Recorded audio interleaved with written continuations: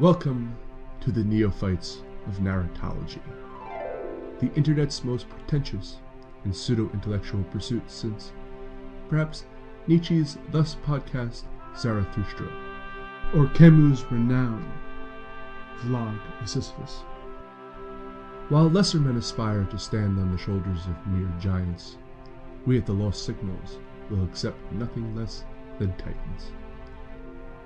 So join us as we delve into the fundamentals of narrative nuance and critique the critics who proclaim to know the universal qualities of effective storytelling.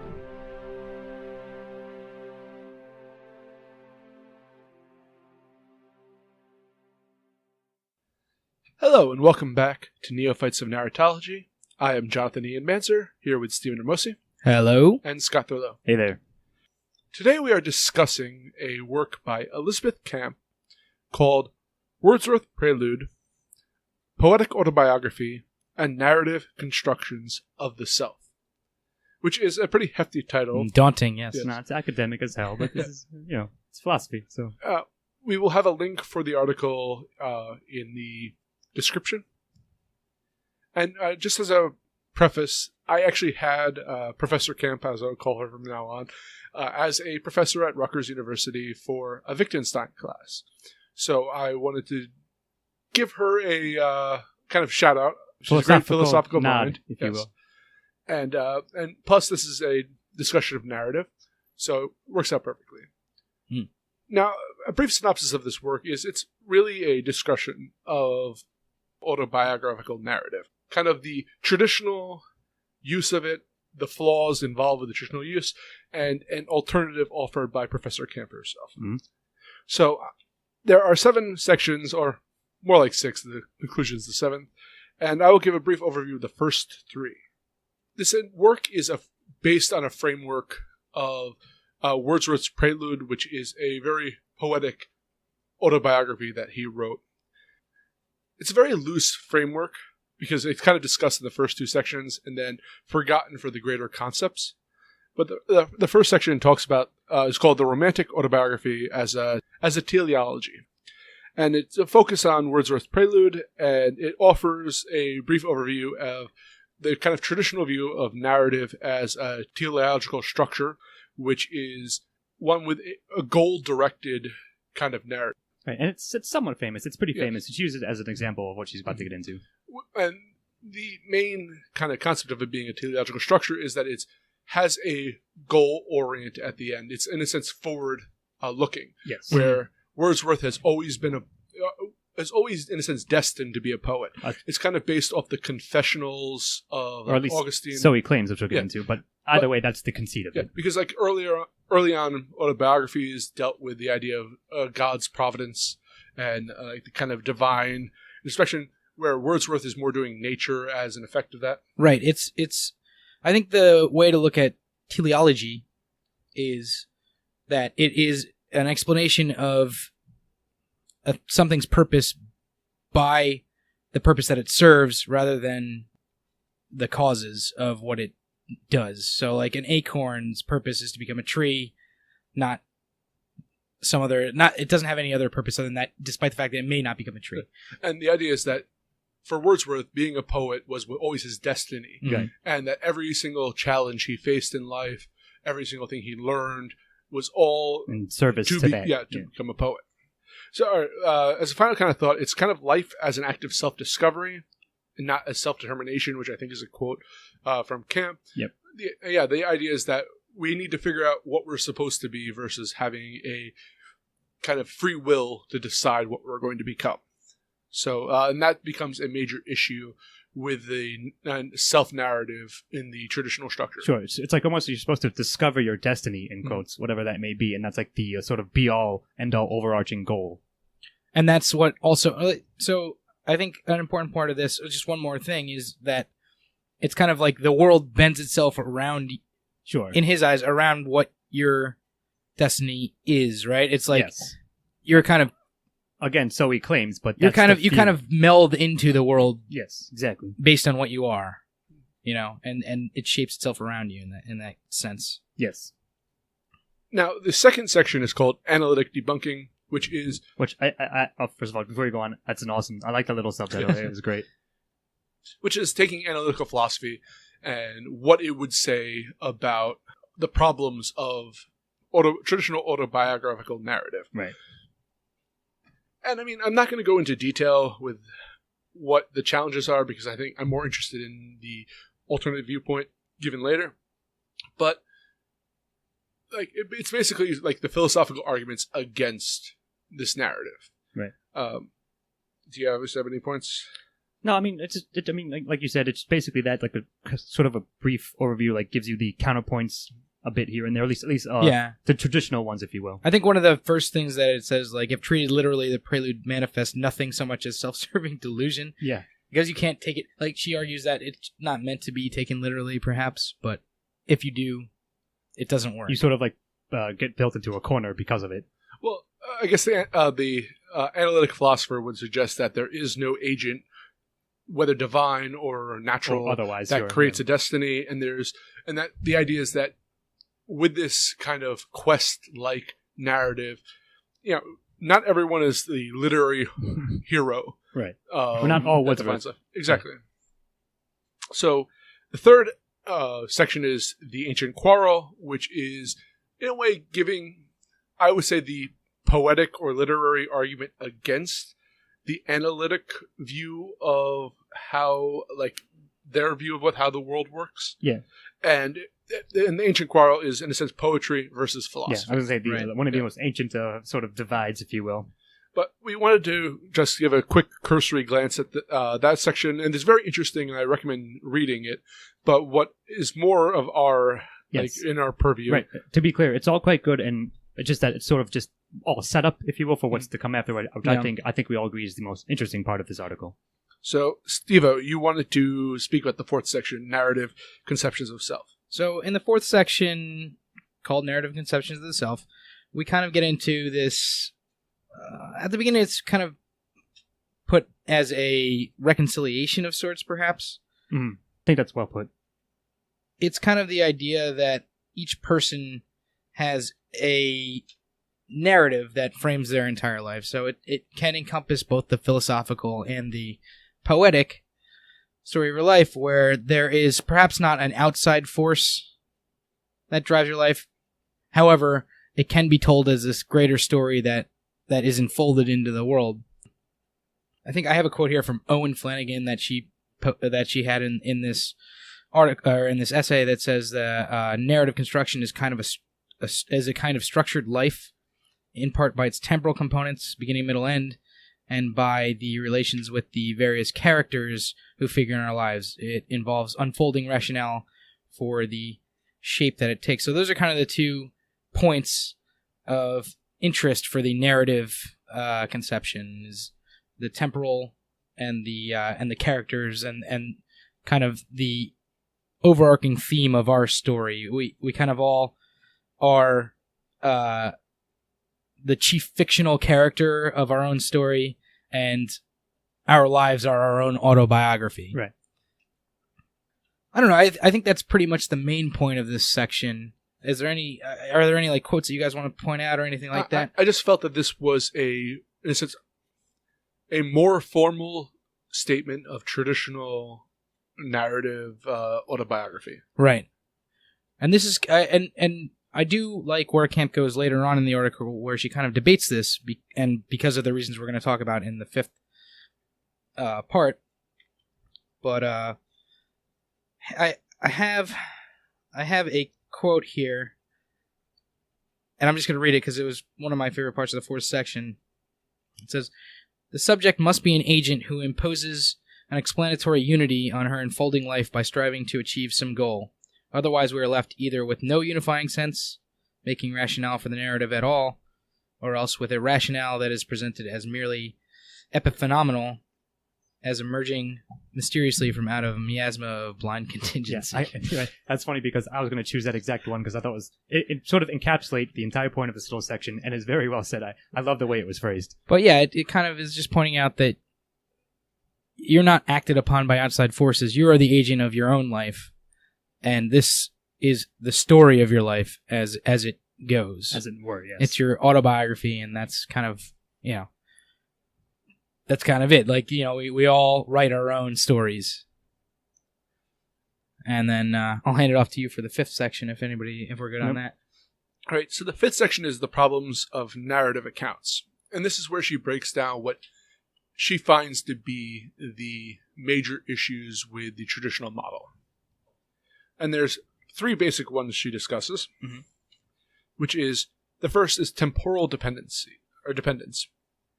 which I really found this section fascinating. I enjoyed it as well. Yeah. The idea is that, in a way, traditional narrative, the scope of it is an entire life. So there's a lot of, in a way, retrospect needed to find meaning. To look back upon events that say, I didn't realize at the time that this was significant to me becoming a poet. Right. But having become a poet, obviously this all along was a test for me to become that.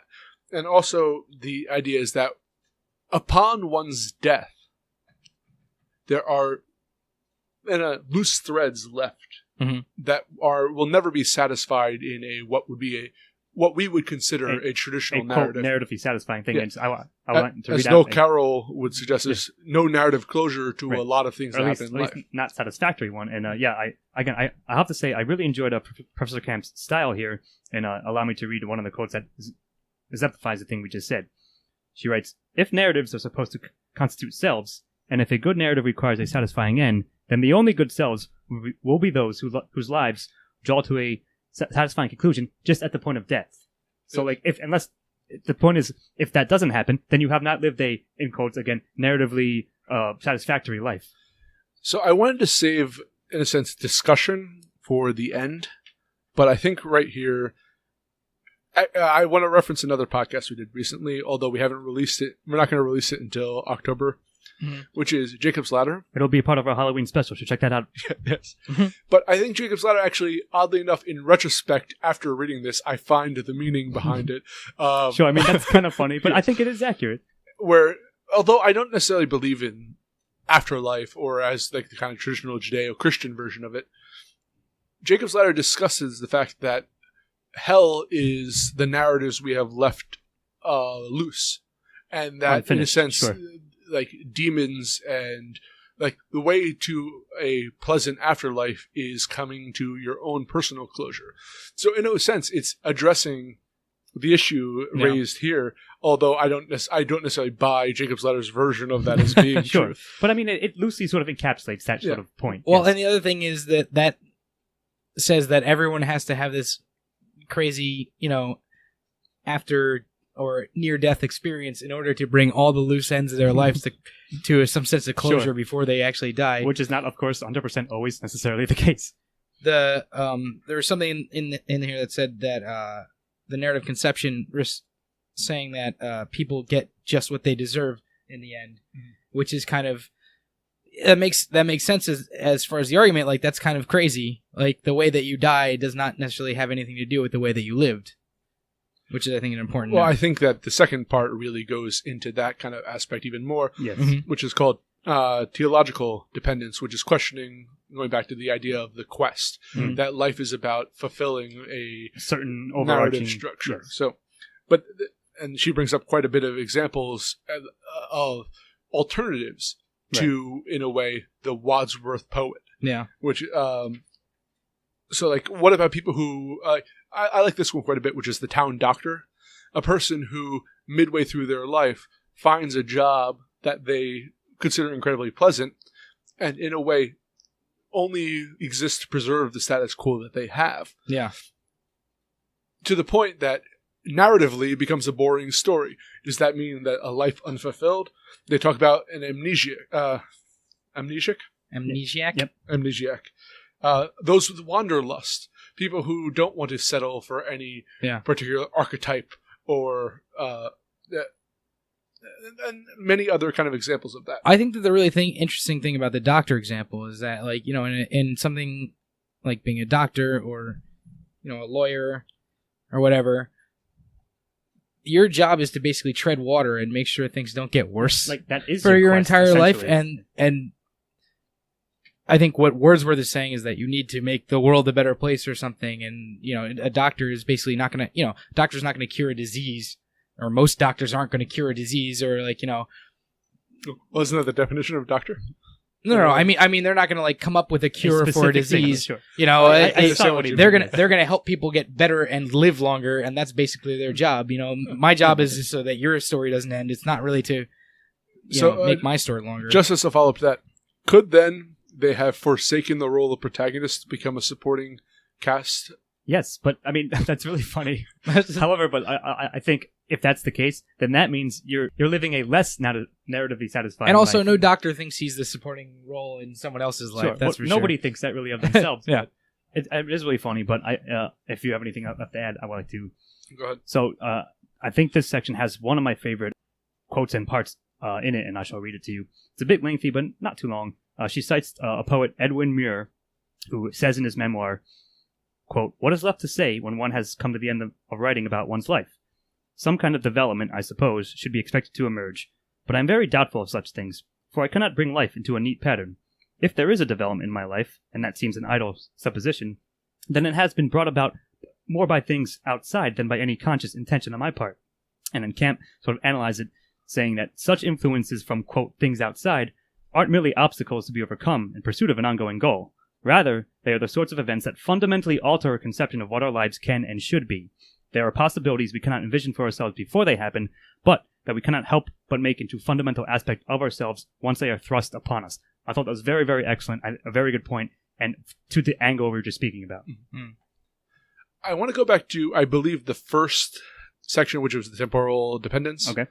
Where she talks about a person who otherwise had a very intriguing narrative life, but in their old age, they ended up in a community filled with, I believe the quote is decrepit other residents. Fellow residents, Yes. Nursing home or And what have you. Does that mean that by the traditional definition, It's negated somehow. Yeah, in a sense, that shows that they failed in life, Right. regardless of their Or previous again, actions. measured on the scale of the narrow one that she was speaking about there, Yes. the examples that she used, then yeah, it's not enough to to satisfy it at the end because of that circumstance. So the third section is the narrative reliability, which is suggesting we're all, what's the term? Unreliable narrators. Mhm. Yes, Saying that, we misremember things. We cherry pick things. right. And also the fact is that it's difficult to conceptualize yourself as the narrator and the protagonist at the same time. And that can lead to a lot of these unreliabilities.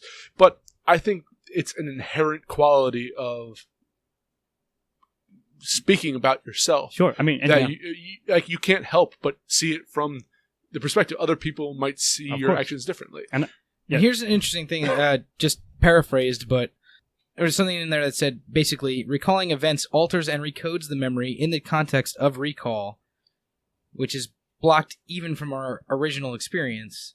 So, you can't recall something perfectly, and in fact, when you're recalling it, everyone else is experiencing it through your recall, not through sure, exactly. the experience that you want them to have, I would go even further that what you actually recall is the story you told yourself about the event, which I will actually expand upon later. Yes, we're But coming to that. I think you can't escape that aspect of life. Sure, and she goes this is something that I don't want to get into it too much, but she does briefly mention it, and I quite appreciate it, where she cites a number. She has Daniel Dennett and a couple of other contemporaries. So she cites Daniel Dennett and a couple other people. I just happen to recognize him. They have argued that the phenomenology of agency is an illusion. To support this claim, they cite neurophysiological evidence. For instance, the conscious decision to act often occurs after the brain has already initiated action, and that stimulating the appearance of causal efficiency often suffices to induce the appearance of agency. On their view, we are really just a seething pandemonium of competing, quote, demons, or modular subroutines, and all our self-narratives are just confabulated consolation prizes. Again, amazing phrasing. Such a great I quote. love her style. Yeah. But I very much appreciate the fact that she brought that up, because it goes to what you just said. Sure, you can recall, in quote, an event or a memory, but because of the very nature of human physiology, it's not going to be completely accurate. Any other thoughts for this section? All right, Scott, you're on to section 6. All right, which is From Narratives to Characters, which I think is like sort of the heart of her essay, I think. Or Absolutely. It sort of like pulls together everything she's covered before and brings to light, I think, what she views, and I agree with Professor Camp in this instance, that essentially, I'll try to paraphrase it and then we can sort of discuss it, that instead of everything that she's pointing out, instead of doing it this way, and because of the problems of the temporal dependency and the teleological dependency, etc., instead of sort of using that as the measuring stick by which to evaluate a narratively satisfying or complete life, you should view it instead this way. And this also is something that we have brought up a number of episodes in Narratology, and sort of a view that we have come to embrace, I would say, even beyond philosophy itself, is that here's how you should do it. Take a small chunk of events, or like all the events that have ever happened in your life, and from them you sort of form a braid of self-identity, and from that braid you form your autobiographical narrative. So it's not like that then negates the sort of prerequisite to require a well-lived life, in quotes, I'm doing air quotes here, from start to finish. Rather than that having it be your be-all, end-all, instead, you take the parts that are, as I sort of just mentioned earlier, important to you, or things that affected you in some way, whether or not you even had a overarching quest or not, it doesn't matter, because you can take elements from these short stories, essentially. Your life is composed of a number of short stories, however many they may be, and however much weight you support to each one. And all of those elements, like I said, entwine together to create, in fact, your autobiographical narrative. I completely agree. I mean, she speaks about those chunks as short stories instead of a novel. And she says at one point that narrative is only one species within the genus. Actually, I believe she's talking about Lewis Mink here, who says narrative is only one species within the genus, and it's called the configurational mode of comprehension. Which is really, like, so you think of this narrative and you think of one thing, but that's only a part of what makes a person, you know? What makes you, and makes your autobiography in your own mind. It's the interpretive act of seeing things together. And also, in this section, she says one thing that's interesting. She says that in order to go from narratives to characters, we have to drop two assumptions. One is that the narrative account identifies selves with the lives they lead. Right. And the second is that it interprets lives in terms of specific structure, which arcs in a forward-looking trajectory. I think that's a good point to bring up, yep. So you don't necessarily have to look at... And as you said, Scott, I mean, you summed this up pretty well. As you said, you don't have to look at your whole life as one story. You look at a lot of stories that require, unification, selection, explanation to be one thing. Well, I really appreciate this work because it's in a similar way I viewed life for a very long time, which is instead of a collection of stories, I view it as chapters. Sure. And I mean, it's the purpose 6 to 1, half a dozen, but yeah, exactly. But the idea is that if you're reading a novel about a person's life, and it is all a progression to one end goal, it's in a sense kind of a one-dimensional character of sorts. Yes, I mean, that's funny, but I think it's accurate and well said. Where I think of like Dr. Zhivago, works like that, which are dealing with characters dealing with individual conflicts in chapters. Then perhaps there's a time skip, there's another momentous activity, and that kind of view of life. Right, exactly. I think this may be the quote that sort of sums it up in Camp's own words.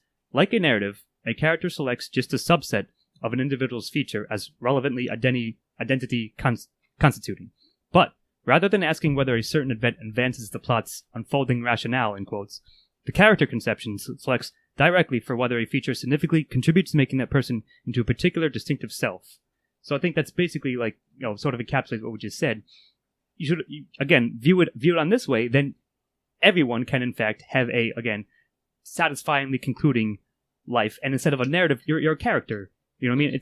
It's a subtle but important difference here. But also to go back to Aristotle's definition of what a narrative is, things happen before a narrative begins. Sure, there's backstory. Things happen after a narrative begins, which solves, in a way... the life problem, if you will. Yeah, sure. Or death problem, however you want. Anyone else have any thoughts on... No, I just mean, I quite liked it. I think she, again, I really like the way she lays out her arguments, and it sort of speaks to my sort of writing style when I was writing myself. So it was quite well done, and I absolutely agree with the way she presents how to sort of reconcile it here. Now, I would like to get into a more in-depth discussion now. Yeah. All right. On a couple of points. So, the concept of forward-looking narrative, and actually I'm going to back up I at least think I'm going to back up a lot of Professor Camp's points on this. Okay. I'm on an OkCupid dating site. And one of the questions I like to ask potential dating mates, yes, sure, is that if they have an embarrassing story that they wouldn't want me to know prior to us going out. And I like this question because it's inherently a narrative that they're telling me about their past. And I feel that that narrative has not necessarily always a forward-looking, and often doesn't have a forward-looking. It's often past and present. So I like the embarrassing story question because it provides a narrative of their past, but filtered through the values of their present. Sure, it still gives you clues to what that person is but more like. so than just what they were. Right, of course, but I agree. What they're embarrassed by now. The use of narrative is not just to give a historical record of what happened. Right, yes. Also but very good spin point. To what values you have at that point. And right. To argue some metaphysics there, values are the third tier of emergent properties of the fundamental aspects of the universe or whatever. Etc. Sure, yes.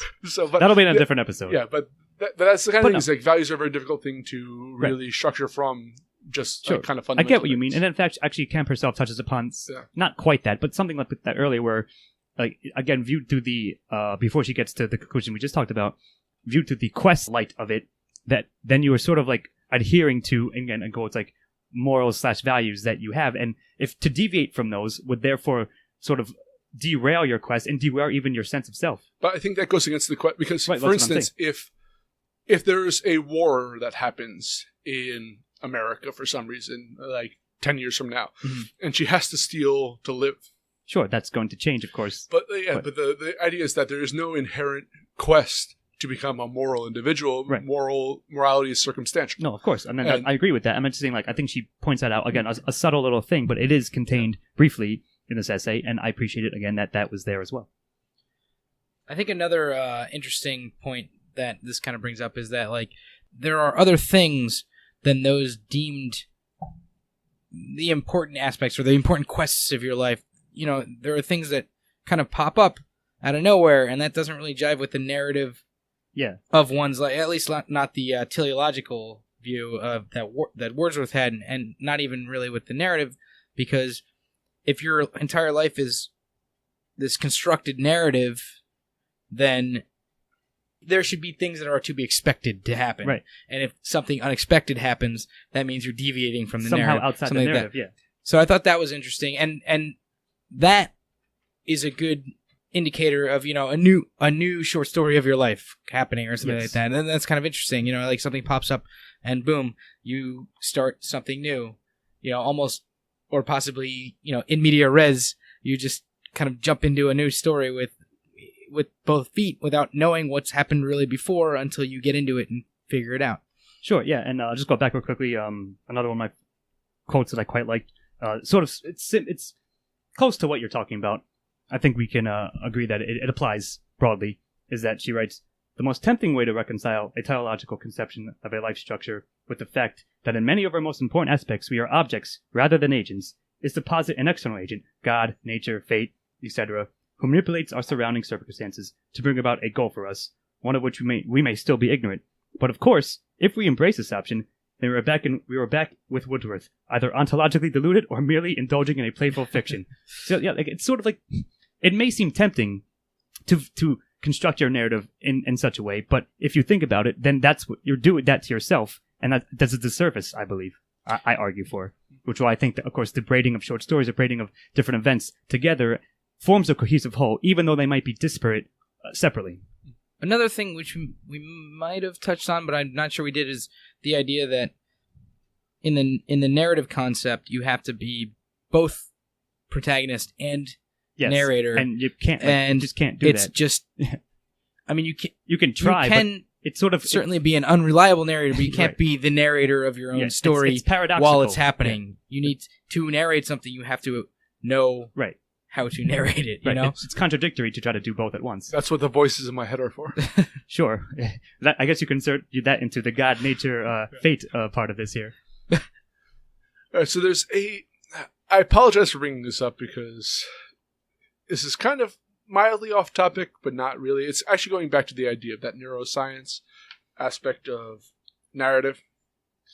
But Scott and I were having a discussion about the nature of determinism and free will. And we solved this problem, by the way. We made a natural. Everyone is welcome, philosophers. We made I think, a very compromise. intriguing compatibilist theory. Sure. Which is the idea is that free will is an evolutionary trait. When you're dealing with a creature, like a deer, let's say, their instinct is to do A. If they find A is dangerous, they cut out A and go to B. Right. The idea is that free will, or the illusion of free will, I should say, and the narrative that is the operation of... Allowed by it. Or that creates that Right. illusion. Okay.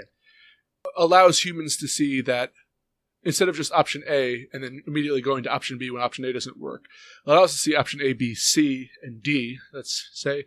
And because they can assess, so if C is better than B, they won't immediately go to B. Sure. They can, through the narrative that they develop throughout their life, can choose C over... It's the choose your own adventure of your life. But it's not a But choice still, because it goes to that neuroscience that there's a weight of values to Right. choices. There's a predisposition to choose whichever one you're going to choose. And that's why you have situations in your life where someone comes up to you and goes, "Why didn't you choose F?" And you go, "Why didn't I think of F?"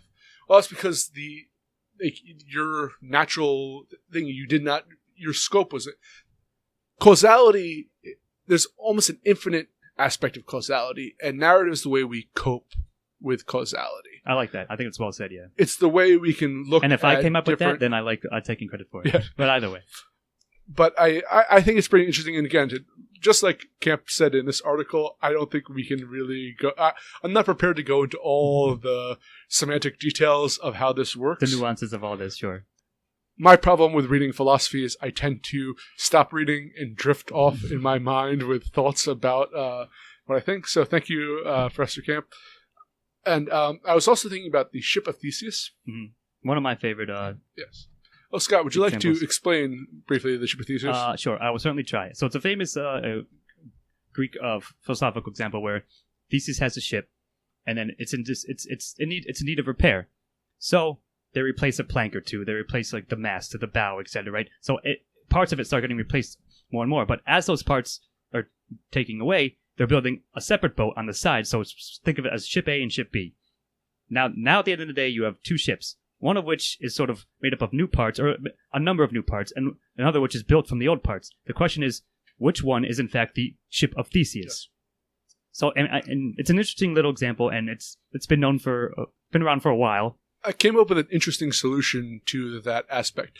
I'm going to use the museum version of that, which is a museum in Greece has the ship of Theseus, and over time it has replaced all the parts. There's no new ship built of the old parts.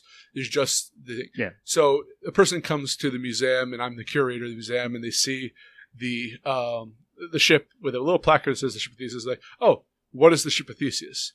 Now, my argument here is there's an XY axis almost to narrative here. So I'm going to start on the Y axis, which I could say, in the broadest sense, that is a ship that Theseus owned, which is not a lie, but tells nothing about what the ship is. Sure.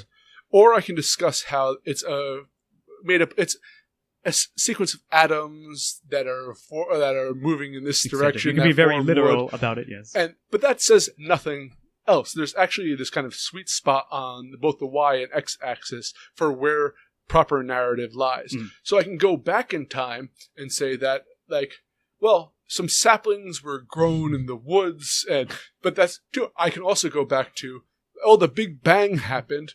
But again, going back to the Aristotle concept of, things happened before the narrative, but this is not where the narrative starts. Sure. I can go beyond the narrative also, but I think that when people are asking the question of what is the ship of Theseus, the narrative that they want to hear if they haven't punched me in the face for trying all these clever responses. It's a good thing you're not working at a museum. We'll is say that. It's the ship, and I would tell the tales of Theseus and Sure.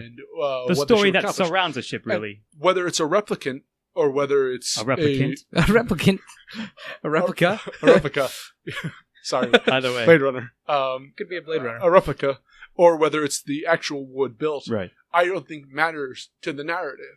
The narrative Sure. is what it's almost like Those details signify a Yeah. name. Those details are sort of inconsequential. Yeah. Like you're sort of obfuscating what the actual narrative that you want out of it is. So again, but I think that really the average person, like you hear a lot of metaphysicians talking about, like, oh, what is the nature of an identity and a self? Well, what tells you something about the object that you're interested in? And I think that there's that sweet spot Sure. along these axes. And I think that coincides with you pick of the short stories that constitute your a life, narrative, identity, etc., however you want to combine them. The ones you want are the ones that are relevant, and combined, that creates the narrative on the XY axis that I think is like the accurate one that you want to say. So in that example, what you really want are narratives that probably have a good conclusion and aren't the narratives of how Adams constructed Yes. a ship so much. Like, Steve-O, if I ask who you are, like, cool, you told me about what lunch you ate in 10th grade, but that doesn't tell me about anything Right. relevant about yourself. There's a scope, there's a real domain on both axes that needs to be followed through for what I think is a proper narrative for something. Right. No, I agree. And I think the sort of like where it coincides, I think, is where you argue for, I think where Camp herself does argue for. And when you find that sweet spot, then you can have a satisfying narrative and identity and story.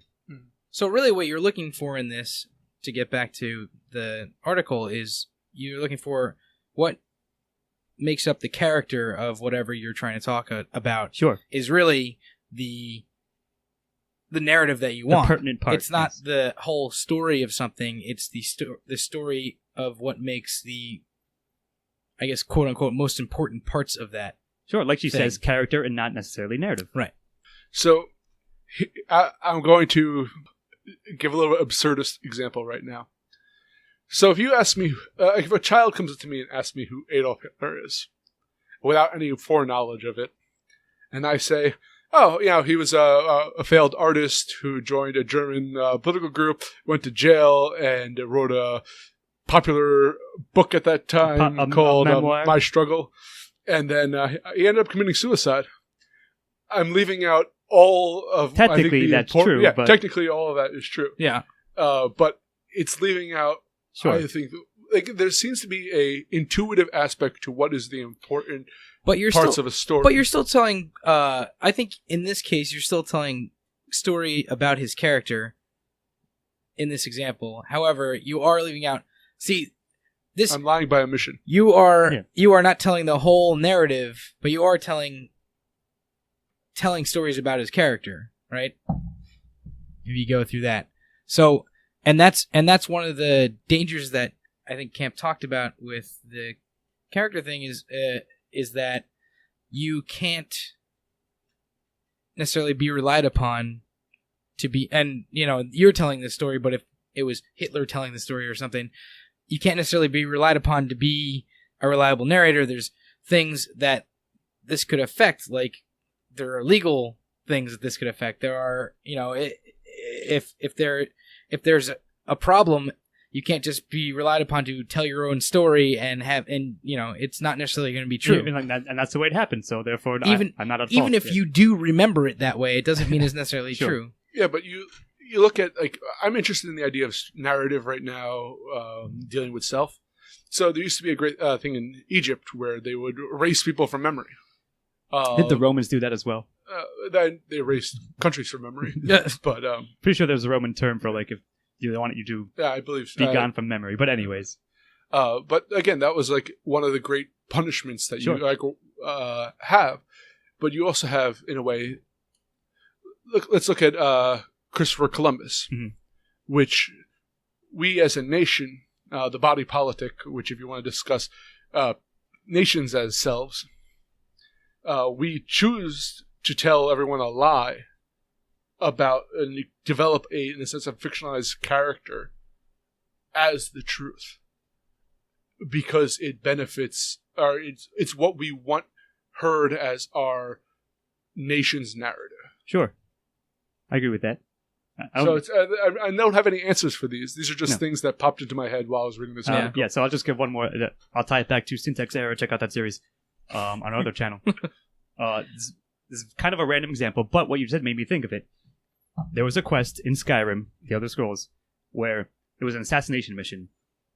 But it wasn't just a straight-up assassination mission. You were supposed to impersonate the person, dispose of their body, and then like ruin their reputation. It's like defame them. Yeah, one of the NPCs says to you like, yes, kill them and steal their thing because this is the true death, right? So it just made me think of it like you're destroying their entire narrative by completely changing it and impersonating them, thus leaving their memory as something completely different. So I just thought that was interesting and like it made me think of it for talking about random examples. But that's the one I've got. Yeah.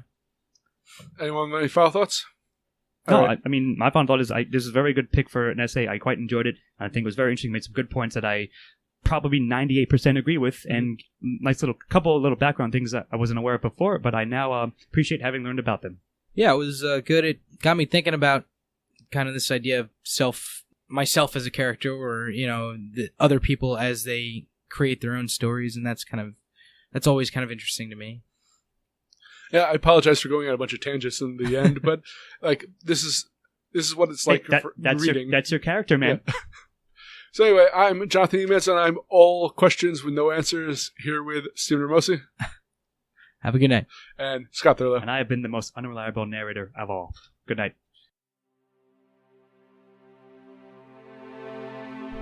This has been the Neophytes of Narratology.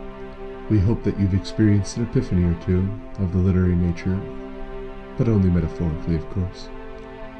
Music by Christopher Morgan, editing and engineering by Jonathan Ian Mazer.